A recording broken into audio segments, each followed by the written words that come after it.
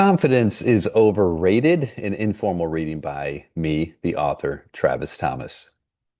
Chapter 10, Send the Book. Quote, You miss 100% of the shots you don't take. Wayne Gretzky or Michael Scott, if you're an office watcher. Wayne Gretzky's quote above has always been one of my favorites. But for a new generation, they might attribute that quote to fictional Dunder Mifflin regional manager Michael Scott. Just wanted to clear up any confusion. As an idea person or comedian, my wife would accuse me of being a volume shooter. When it comes to looking for laughs, I tend to take a lot of shots. Occasionally one hits. And as I've taught my kids, and they now understand the expression, even a broken clock is right twice a day. If you take enough shots, a few are bound to go in. When it comes to life, it's pretty much the same. Full disclosure, I understand my personality is more naturally prone to having lots of ideas. My wife, on the other hand, is meticulous. She is patient and discerning. She's not a volume shooter. She is a sniper. I need a little more of her in my process. All of that to say, I take a lot of creative shots. Okay, what does send the book mean? I need to start this back in January of 2015. I was still working at IMG Academy. Every few weeks, I would do a leadership session with the under 17 U.S. boys national soccer team. Again, soccer was my first passion, so I loved getting to work with and know these young, talented players. In this one session, I was taking them through a few yes and exercises and how the concept is relevant to them as soccer players. It was fun, interactive, and all the guys had a great time. Standing in the back of the room with the coaches was a gentleman I didn't recognize or hadn't seen before. After my session, the man approached me and complimented me on how much he enjoyed the ideas I shared, and then introduced himself as representing the U.S. men's national team, the senior team. He was in town checking in on the U17 team and then was heading back to join up with the senior team that was training in California for the month. He asked me if I would be interested in flying to California and doing my session for the senior team. Seriously? Interested? Of course. This was the team that had just competed in the 2014 World Cup. He told me he needed to coordinate with the coach, Jurgen Klinsmann, but he was convinced Jurgen would love the session. I tried not to get my hopes up, but the opportunity to speak with the national team was all-consuming. For the next 2 days, I tried to go about my day, but it was hard not to think about anything else. Emotionally, I was trying not to put all my eggs in this basket, but it was hard to do. I knew there was a possibility it wouldn't work out, so I had prepared for that. And then the news came. Sadly, there was a schedule change with the team, so he apologized that it wasn't going to work out this time. As for those eggs in the basket, smashed. He mentioned staying in touch for the future, the normal pleasantries, but in my head and heart, it felt like a dagger, a huge missed opportunity. I doubted a chance like this would ever come again. About a mile off of IMG's campus, there is a Starbucks that I treated as my second office. I shared an office space with a coworker, and the two of us were chatty, so Starbucks was a great retreat to put my head down and get work done. I phoned her in the morning after getting the bad news, letting her know I was going to head to Starbucks to get some work done. But the real reason was I wanted to go and sulk in my sadness. Even though I was around a lot of people in the store, I could be alone. There I was, having a pity party with my iced coffee, when a stranger sat down in the leather chair next to me. I didn't know him, but I recognized him as the dad of one of the youth tennis players living and training at the academy. He sat down, introduced himself, and told me he really enjoyed my sessions. Parents would occasionally watch a leadership or mental skills session, and I remember he had sat in one or two before. He began to tell me about his international business and how his wife was a fitness guru. And then he casually said to me, You know, you're not going to be here, he meant IMG, very long. You've got bigger things to do. Clearly, this caught me off guard, and I responded with a curious laugh. And he went on to say, Listen, what you need to do is write a book. Doesn't need to be a good book, but if you write a book, you can now call yourself a published author, which gives you more credibility as a coach and speaker. What he didn't know, because we had never spoken before, is that I had wanted to write a book for a long time, but I still didn't have a specific focus. He then concluded by saying, "It's just my opinion, but you're really talented as a speaker, and I think you're going to outgrow this place." And with that, I thanked him for his kind words. He got up and left. I never saw him or spoke to him again. He was a guardian angel that showed up at the exact time with the perfect message to comfort me and motivate me out of my funk. At that moment, computer in my lap, I opened it up and wrote the introduction to my first book, Three Words for Getting Unstuck. Live, yes, and. I didn't have the title yet, but the idea was now crystal clear. Ever since my introduction to improvisation, I had been looking for ways to share the knowledge and principles with people outside of the theater. It was infused in my marriage and parenting, my spirituality, and how my wife and I lived our lives. We are constantly jumping and trusting the net will appear. Improvisation was the bridge that brought me back to sports performance, and it was the niche that was starting to get me on stages as a speaker. The book had been marinating in my mind for over 15 years, and now it was time to let it out. 5 months later, I left IMG Academy to once again relaunch my coaching, speaking, and consulting career. It wasn't that I felt better than IMG, but the nudge from my guardian angel was the inspiration I needed to push me to my next chapter. I was leaving the safety and guarantee of a paycheck at one of the world's most highly respected sports facilities, but I needed to bet on myself. As one of my favorite quotes by John Shedd reads, "A ship in harbor is safe, but that is not what ships are built for." I moved my family back to Jupiter, Florida for the third time. I worked consistently on the book while exploring opportunities for consulting and speaking. I was excited and invigorated for this new beginning. I was an instant success. My phone rang off the hook. Everyone wanted to work with me. It was so easy and effortless. There was no doubt in my mind I made the right decision. Nope. It was the total opposite. Although I was enjoying the process of writing my book, no publishers were interested, nor was anyone asking me to come and speak in their company or team. I remember booking my first corporate talk at a good speaking rate and then immediately feeling terrified. I wasn't afraid of delivering the workshop. That was the easy part. The terror came from not knowing how I was going to book the next event. I mean, to survive and provide, I needed to keep booking event after event, not one and done. One of my favorite writers, and he should be yours too, is Stephen Pressfield. He's the author of the War of Art series, a screenwriter, and prolific all-around inspirational badass. This is a guy who lived through homelessness, chronic rejection, and countless failed pursuits while pursuing his passion. He's walked the walk and has dedicated much of his writing to others trying to do the same. You need to check him out.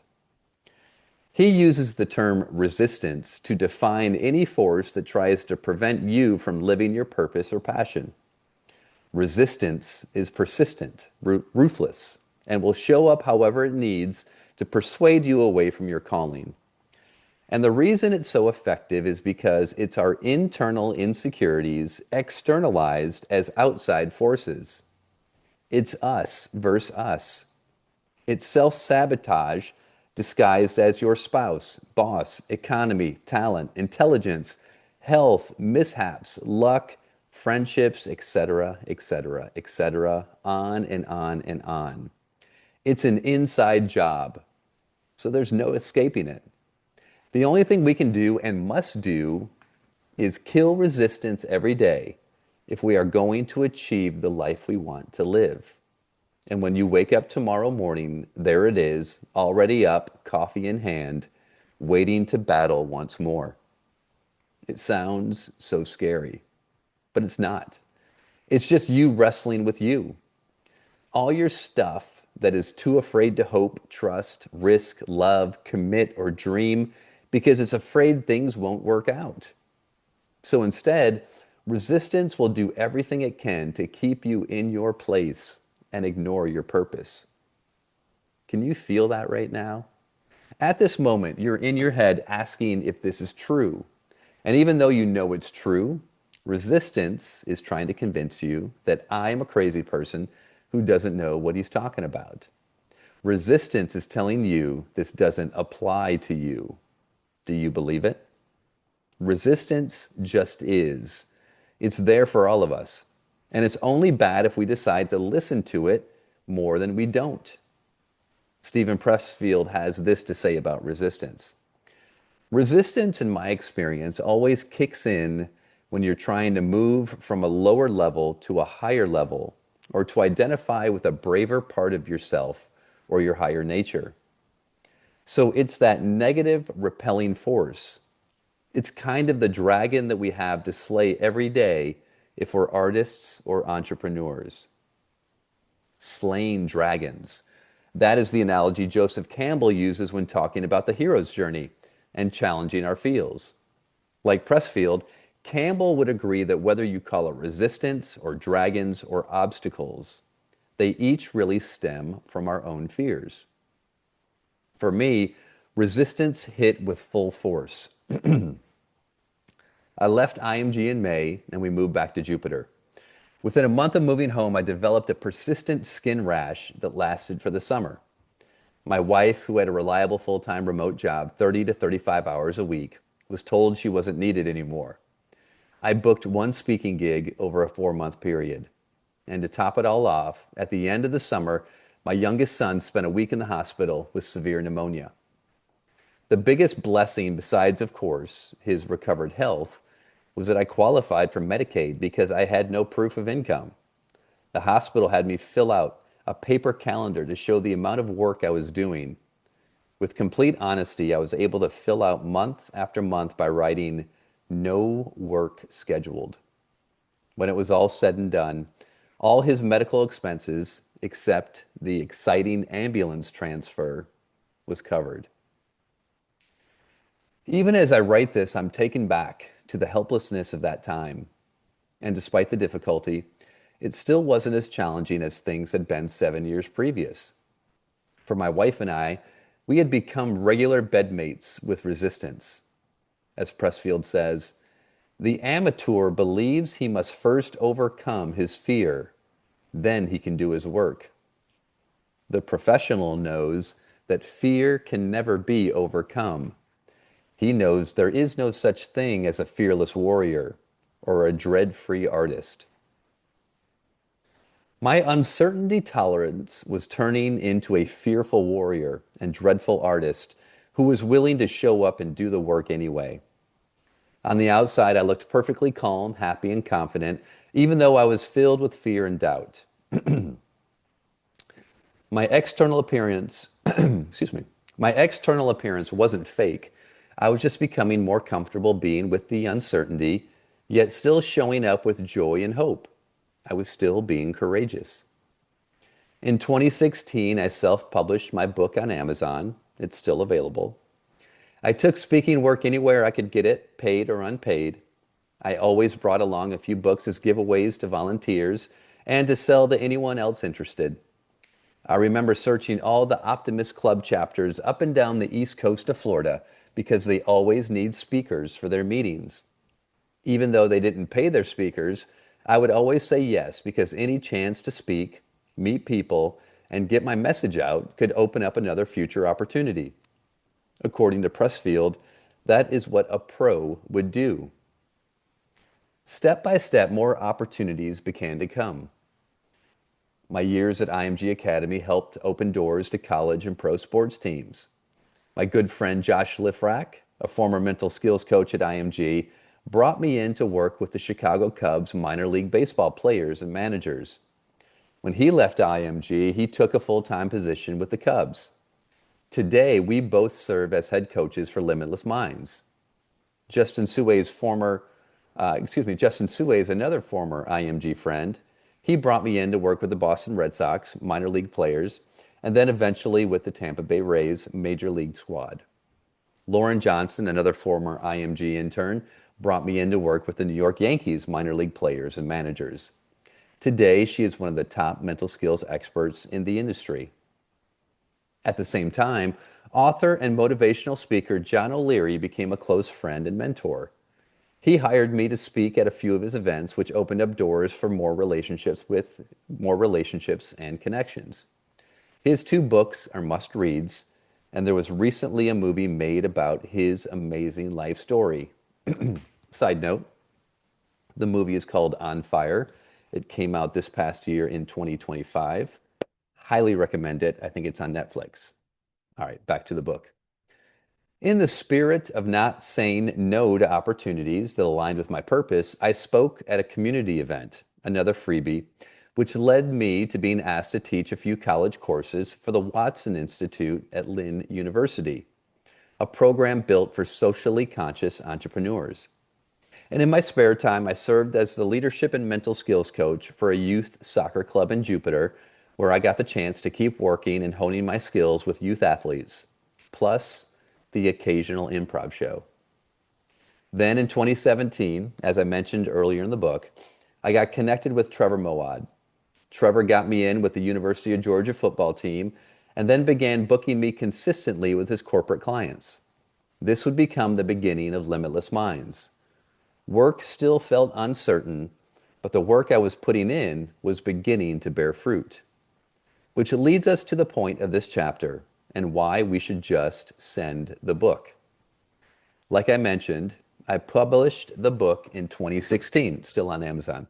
And from that time, I used it as a tool to send to potential clients as well as selling copies at my talks. If I ran into someone and then we started talking about my book, bam, here's a copy. I would occasionally put copies in the mail and send them off to coaches who I thought would appreciate the message. Most of the time, you hear nothing back. Maybe a thank you note. It was cool getting a signed thank you note back then from Coach K at Duke. But come on, that was his assistant, right? The point being, as any author will tell you, nothing happens from sending your book. It's just known. Sending cold copies of your book is proven to be pointless. You might as well take a $5 bill and your book and chuck them out the car window. No point. A little water break here.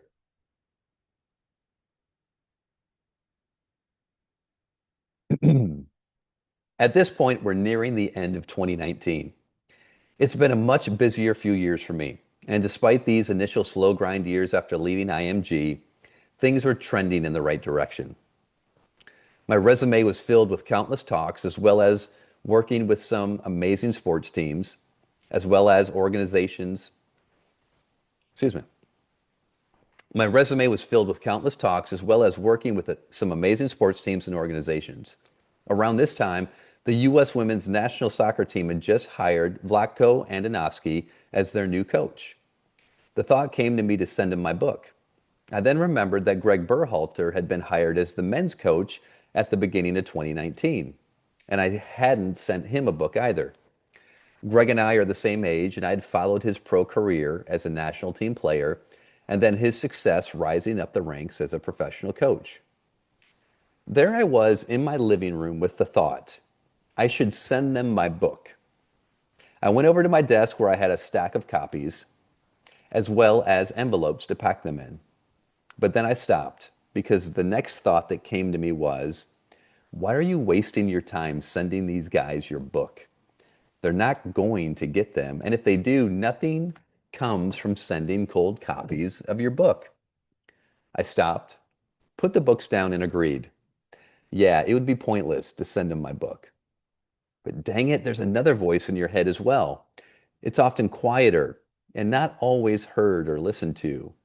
It's a more supportive and encouraging voice. It's open and curious and filled with wonder. As I put the books down and started walking away, that voice said, why not? Who cares if they don't get them? But what if they do? It'll take you 5 minutes to write notes in the books, put them in envelopes, and drop them off at the post office. Just do it. Hmm, he's right. No, he's not. Don't waste your time. And on it went for the next few moments, an internal argument of whether to send the books or not. I grabbed my pen, opened the books, and wrote a personal note in each. In Greg's book, I wrote something along the lines of, hey, Greg, I've been a huge fan of the national team my whole life. I was a leadership coach at IMG for a few years, and got to work with some of the guys currently on the team. I would love to connect sometime. I put the books in envelopes, found the address for US Soccer in Chicago, and then it was off to the post office. 25 minutes later, $6 poor and $2 lighter, the task was done. I sent the book. As quickly as I mailed the books, they were immediately out of my mind. I had already moved on with no expectation or anticipation of anything happening. Remember, nothing happens when you send the book. About a week later, just before Thanksgiving, I got a text on my phone. You know, on Apple iPhone, it will sometimes say maybe in front of the person's name. So the sender of the text was maybe Greg Berhalter. The text read, Travis, I got the book. Thanks. I will read it and follow up with you. Greg. Greg Berhalter. Greg Berhalter. Who's Greg Berhalter? That is how that is how it was. I was so detached. I was from expecting to hear anything. The name was familiar, but it escaped me. My wife was in the room and I asked her, "Hey, who's Greg Berhalter?" To which she responded, "I don't know. You've been doing a lot of speaking work and giving away lots of books, so I'm sure it's someone you gave a book to." No, that's not it. Let me Google Greg Berhalter. The Greg Berhalter, national team head coach Greg Berhalter, right? I just sent him my book a week ago. Holy cow. He actually got it. It's amazing. I have Greg's cell number. I can't believe he texted me. So after gaining my composure, I texted him back something along the line of, Hey, Greg, thanks for reaching out. I hope you enjoy the book. Would love to connect sometime. Have a great Thanksgiving. That was it. I knew I would never hear from Greg again. But man, I have his number. That must be worth something. And once again, time to move on. That was that. For Thanksgiving, we visited family in St. Louis, then returned to Florida. It was now mid-December. I was working out, and another text came through from maybe Greg Berhalter. Do you have time to chat? What? For real? I remember I was on a stair climber and I hit pause on the workout. I composed myself, texted back that I was in a meeting, technically I was, with myself, and asked if he was free in the afternoon. He was. We confirmed a time to chat, and a few hours later, I was calling Greg Berhalter. I called the number for maybe Greg Berhalter, and he answered without the maybe. Greg was super kind and pleasant. We talked, and I began to give him more context about my professional journey when he cut me off. He said, You don't need to tell me about your path. I read your book. Oh, okay, right, yeah. Uh, I kind of,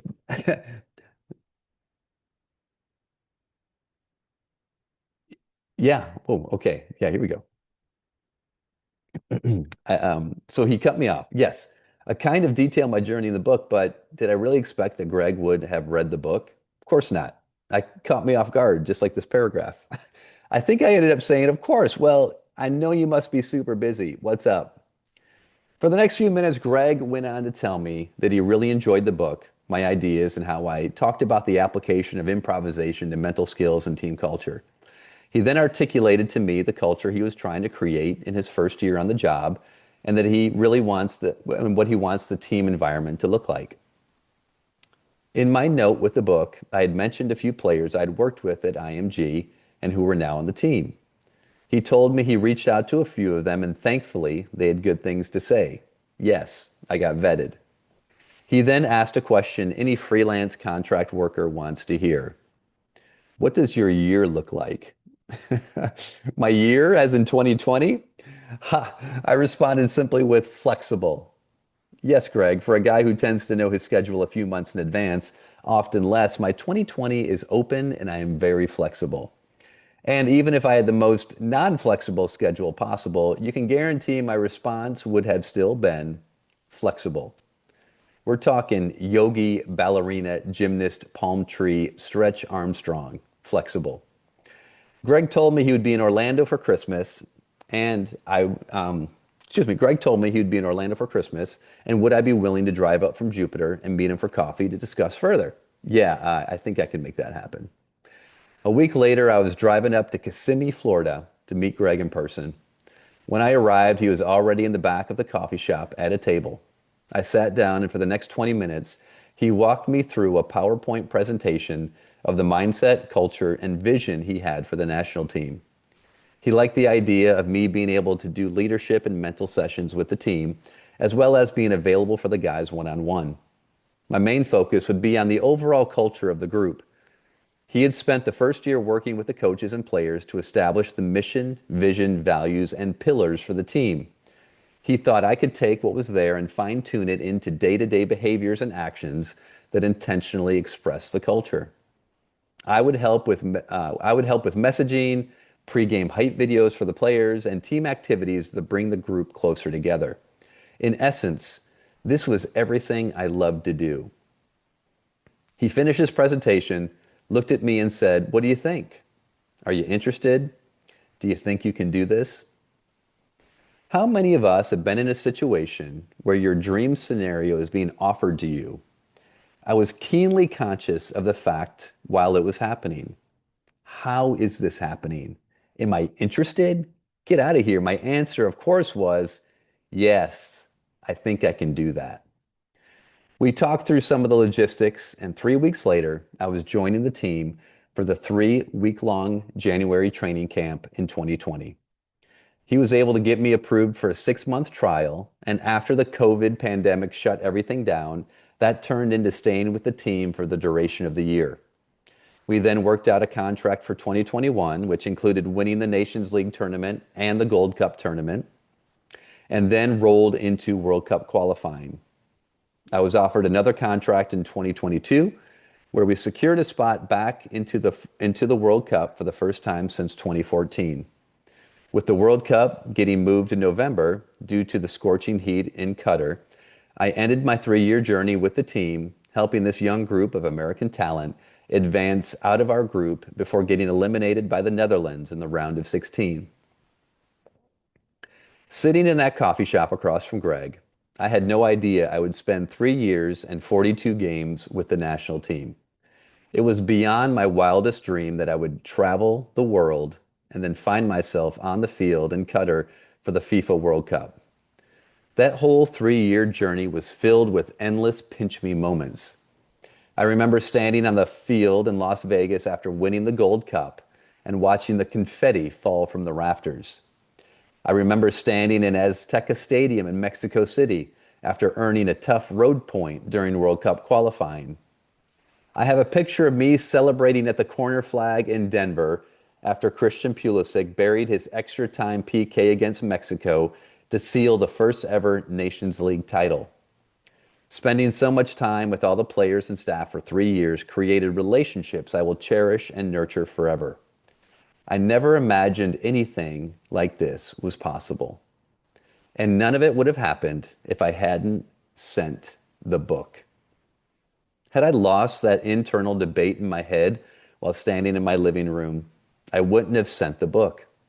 If I had listened to myself instead of talked back to myself, I wouldn't have sent the book. And it goes back further than that. It goes back to IMG. If the opportunity to go and speak to the national team in 2015 had actually happened, would I have written the book? Remember, it was the disappointment of that falling through that led me to Starbucks on that fateful day where I was given a spiritual nudge by my guardian angel. It was in Starbucks that I opened my laptop and started writing my book.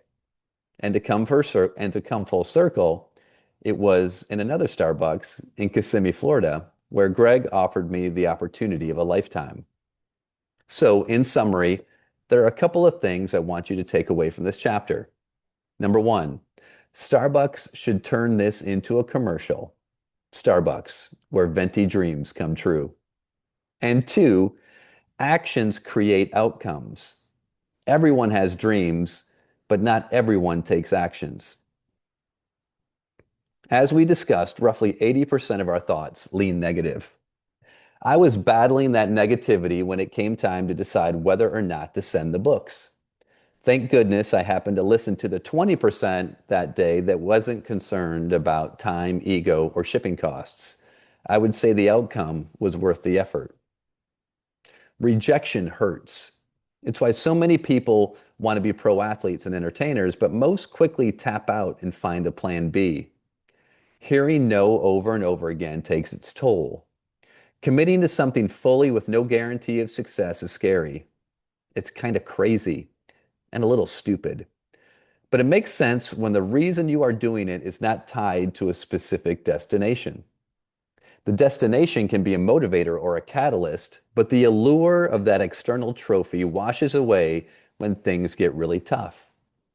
But when you are fully engaged in what you are doing, putting the work in day to day, and continuing to grow and evolve, success is inevitable. Big caveat. It might not be the specific success you are aiming for, but there is no way you don't keep progressing forward when you keep putting yourself out there.